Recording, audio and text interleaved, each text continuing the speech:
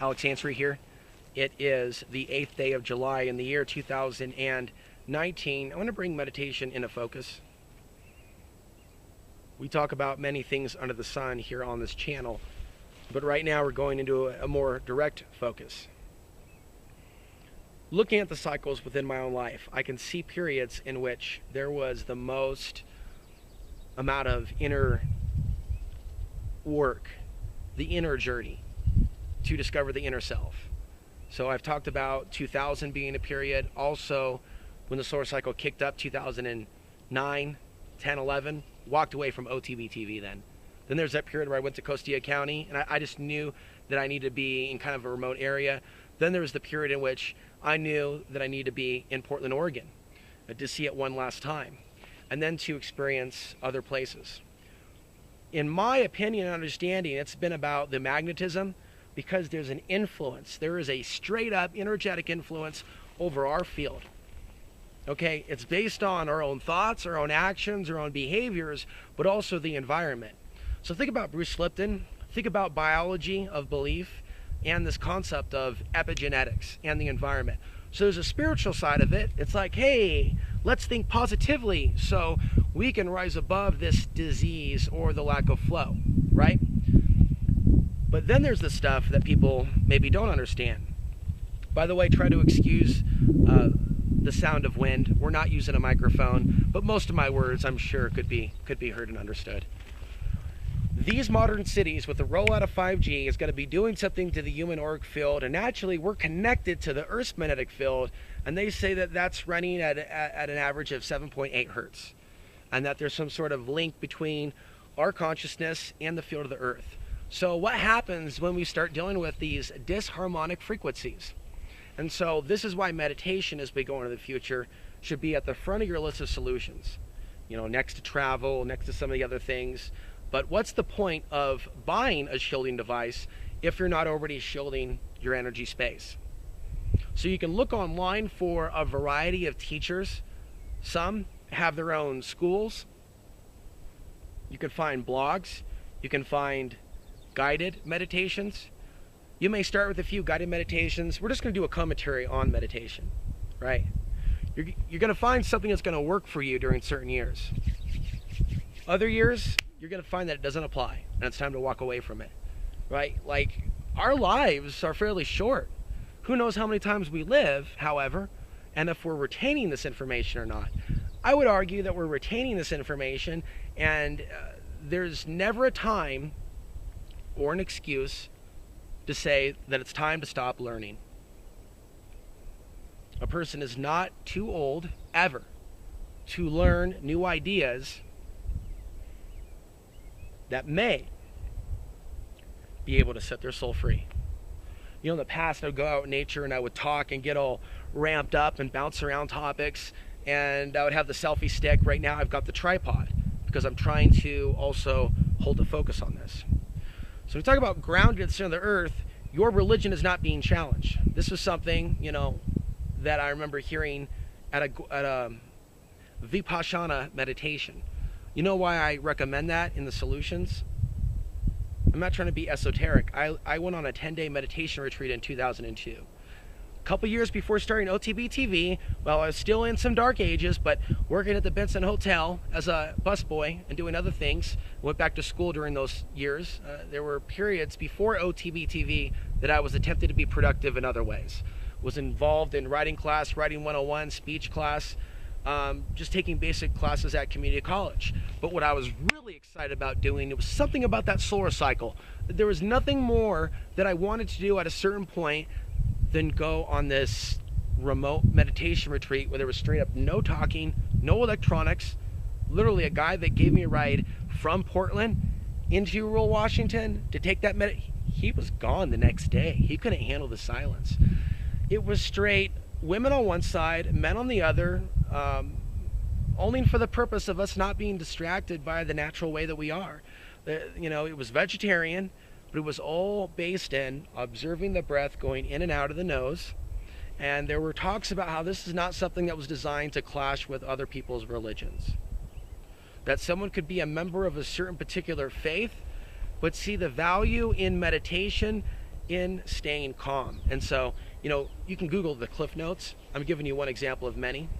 Vipassana is about breathing at a natural pace in and out of the nose and pulling oneself back from the reactive monkey mind. That's a great way to put it. Think about the mind that's constantly responding to stimuli, maybe scratching if a fly lands, some sort of sound. The idea is to become more equanimous. Now, this is the type of stuff that I would recommend for pulling back from mind control. What is all this stuff geared towards on social media now? Reacting, disinformation. And then we're constantly being toyed with. There's a certain level of stimuli from the things that we're seeing, from the type of advertising and symbols that are blasting out of the YouTube advertising banner on top. Now, check out the video that I have put out for VHX. Okay, I'm talking about mindful relationships, but ultimately asking the right question. Is it a good time to get involved in a relationship right as we're about to see maybe the outbreak of a new war? So talking about consciousness, relationships outside the box of certain acronyms that other people have used. Everything that I cover under the sun here on planet Earth is outside the box of the norm. So if you want to check out that video, please join VHX for $5.95 per month. Right now I'm making nothing from YouTube. And so from your help on these alternative platforms and Patreon, please join, right? You can help me keep my focus on this, okay? The focus of the YouTube channel is going to be on the solar sciences, my opinion about certain things regarding how the power elite uses solar cycles against us, and why meditation is one of the personal solutions to their attempt to mind control us. It's undervalued, it's misunderstood, and there is a greater interest in other conspiracies, even many that are planted by design by them, to send people chasing their tail, than there is on people figuring out, hey, wait a minute, many of these events that have been suspected to be manufactured happen to coincide with solar peaks. So that is a perspective that I'm bringing to the equation, to the understanding. Okay? Alexander Chizhevsky left us a template. He left us an understanding. Oftentimes people are talking about, there's this room where they take the presidents and whatnot, and they show them the JFK tape to keep them in line.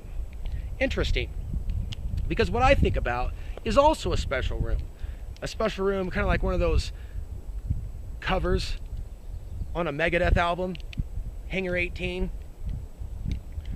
Like that particular album where the world leaders are sitting with them, the controllers, or the archons, depicted in various forms. Right? But the basic idea is that in the real room of control, there are supercomputers, there are blueprints, there is the human body being displayed on a computer in real time. Think of Predator in the movie, using heat imagery, looking at Stallone, seeing his heat, and that type of scenario. And that's how I suspect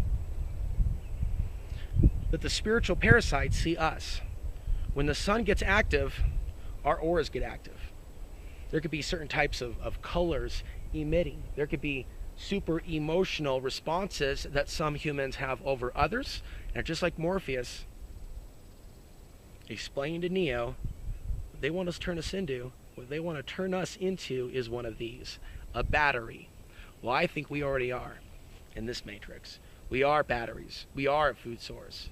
And so when people aren't grounded, right, and these energies are coming in and they're being led, especially when propaganda is involved, towards wars,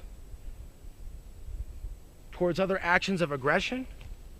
I'm talking about scenarios in which the brainwave changes in a split second, the alpha brainwave status, 60% in that split second, in these strange times we're in, even a solar minimum, where someone could be impacted by cosmic rays or other things. The paranormal is active when there are these interactions with the field. It's not just the sun that influences the Earth's magnetic field.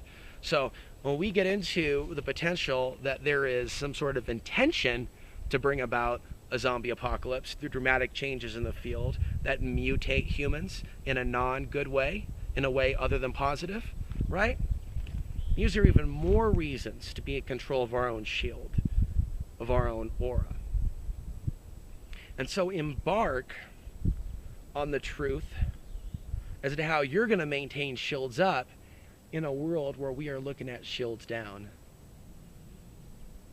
Okay, we'll go over the specifics in a future video, the specific report that cites why they believe that they have found that, yes, in our lifetimes, the magnetic poles can flip.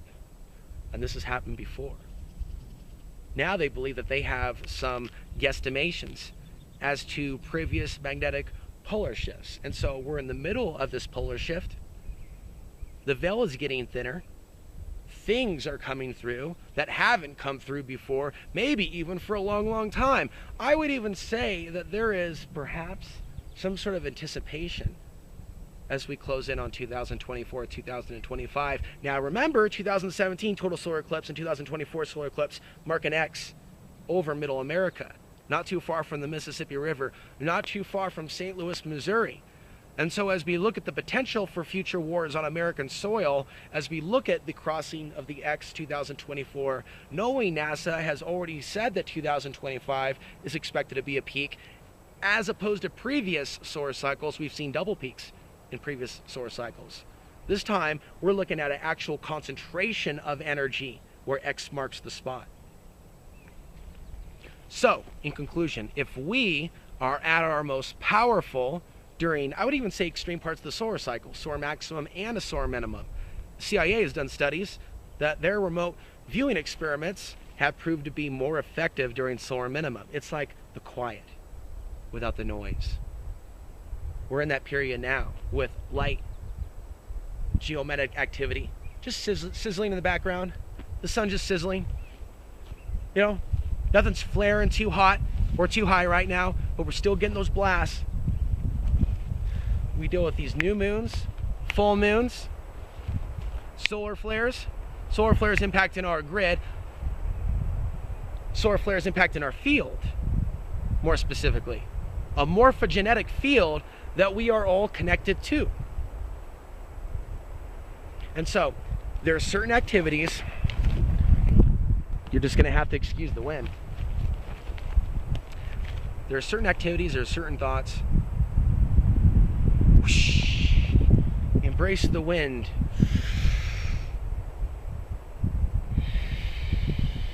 Yes. Certain things are good for your aura. Certain things are bad.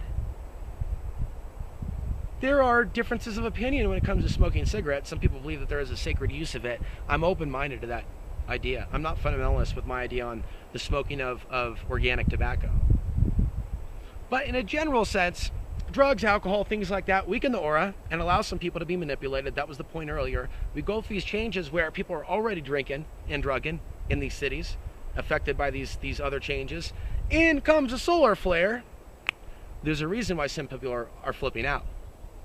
They literally flip out, they go through breakdowns, or they have a breakthrough, or a breakdown that leads to a breakthrough, vice versa.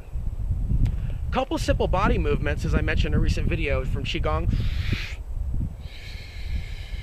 And back down. Can you hear me now? From back and forth, and just visualizing that ball of energy, that line of electricity in between. Practice these energies during the solar minimum, during solar maximum. Practice these exercises. Rosy palms was what the Tai Chi teacher called this particular exercise. And there are even some booklets where it, like, you know, draws the lines of the fingers. Energy connecting the two. There's energy in our bones. On a book on the Native American medicine wheel, there was something there about the magnetism of the human skull as well. We have been, in a way, brainwashed in the Death Worship Society to only look at the human skull from a perspective of skull and bones. And there's other spiritual ways of looking at things like that. Hello. And so, the hands are energy centers. Certain exercises can get the energy flowing. That's flowing all through here. Okay, so there are certain exercises that I do just to keep the energy flowing. Okay, and Qigong is a series of set exercises. What I do is more of a free flow. Okay, And so there are additional ways, for example, with regards to the fingers, of positioning the fingers while meditating. Okay, this was discussed in the 29-minute video on VHX. But see, you have this whole world now of choices. You can listen now to music with particular kinds of sounds and hertzes that is good for your energy field. That may be exactly what you need when dealing with all that electromagnetic pollution. You can look on Amazon or eBay and get some speakers. I'm kind of missing some at the moment. I'm just using my computer speakers. There's a reason why even noise-canceling headphones have been recommended by some people that believe that they are targeted. Ultimately, for people that are waking up to that type of reality, need to be able to trace its ultimate source and see it for what it is. See us for where we are in the petri dish, and not misconfuse in a psychosis where it's coming from. Ultimately, somebody has to become their own healer and their own guide to a certain degree, or to pray for guidance. Other people on the internet, comment sections, internet chat rooms, this may help in the transfer of ideas very quickly. That may help us. Think about a blueprint that builds a house that a bunch of people are working on and sharing and building upon the blueprint. Like, technology can revolutionize how fast an idea can evolve. Technology has also shown us the weaponized aspect of it, the distracting aspect of it, the idiocracy aspect of it. And so we have choices. You know, I miss letting out my energy in urban areas. But I already feel like living in the grid made me sick before. It's like I want the best of both worlds, you know? So what I've been doing the last couple of years is bringing in the energy here where I am, to be grounding to the earth on a more regular basis. I created a little medicine wheel for myself, started connecting with the 4 elements for the first time. Connecting with, well, my first pet since I've been an adult. I was a kid when I had a few dogs, but I've never actually officially been close to cats. So when I got a cat, that was a part of, I guess, my heart opening up after years of saying, you know, being on the road and traveling and trying to find, you know, the right place to settle. It never felt right for me to have a pet. I was always worried about it getting hurt. And this is because of a history of animals that have gotten hurt, that ran out into the road when I lived on 40 acres. Coming here to Colorado was a big part of me going into the depths of the grain of the nature, attempting to heal. And I'm at this level now to where I see what my progress has been, doing things a certain way up until a certain point. And there's like, I got bees right now around me. I guess they get attracted to certain levels of magnetism. Now I can see at this age of 39 where things need to be going out from here on out in this cycle. And we go through these cycles in our lives of birth and death. And so there's a period to talk about certain things. There's a period to, yes, go there. Yeah, go there. And there's also a period in which we allow ourselves to have an interest in a new book, or a new person, or a new idea, or to have a deeper understanding of something, or for a certain fear to be removed. I definitely feel like something's been removed from me over the course of the last month. And so hopefully these ideas, from body movements to other things, can be helpful to you. Some of the ideas on VHX will go deeper in some of these ideas. That's a way you can help me have my own platform that is a part of, I guess, the overall whole. YouTube has been kind of in the dumps lately. I've been seeing the writing on the wall. You know, there's ways you can help me expand this content. Ultimately, it's about the spiritual evolution. There's going to be things that are thrown at us between now and the election. Even if you're an independent and you don't have like a side, you can still get pulled in by the emotionalism of others. And we can even find ourselves spending a lot of time on analysis mode of elements of our society that are caught up in the political madness or the political discussions. Some of them are worth having. It's not all madness, but ultimately we have to come to a point where we go, is this the most important issue? are the people that are coming down at some of these rallies bringing up the most important issues? Or is there a negative energy that's feeding on itself? Have we seen confirmation of this? Because when I think about the future and where I'd like to be in the 2020s, I think about community. I think about a world without electricity. I think about surviving those conflicts.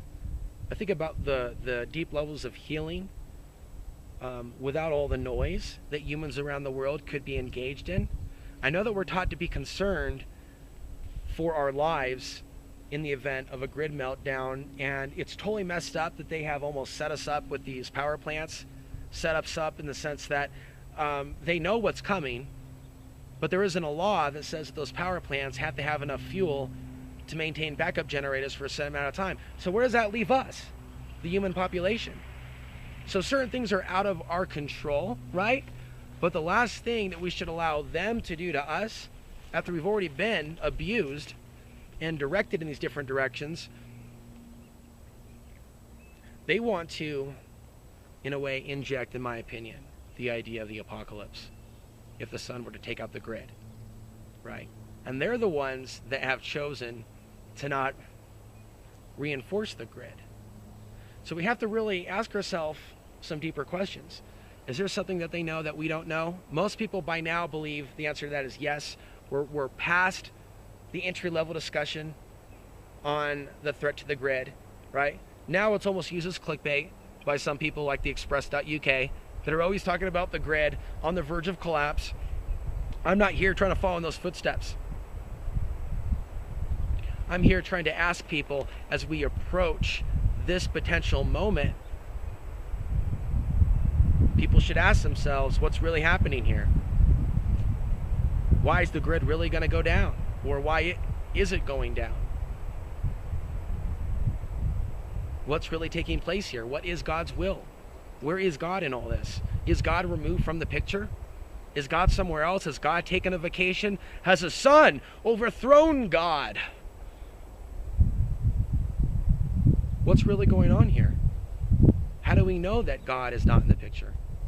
So those are my thoughts to you, coming to you from the National Forest, right? It's about the individual shift in consciousness for the better, preventing the mind control from infecting you, being able to ground yourself to the center of the earth, even if you're in a dense population center. Hey, and if you love this video and others like it, please join Patreon. The link is down below.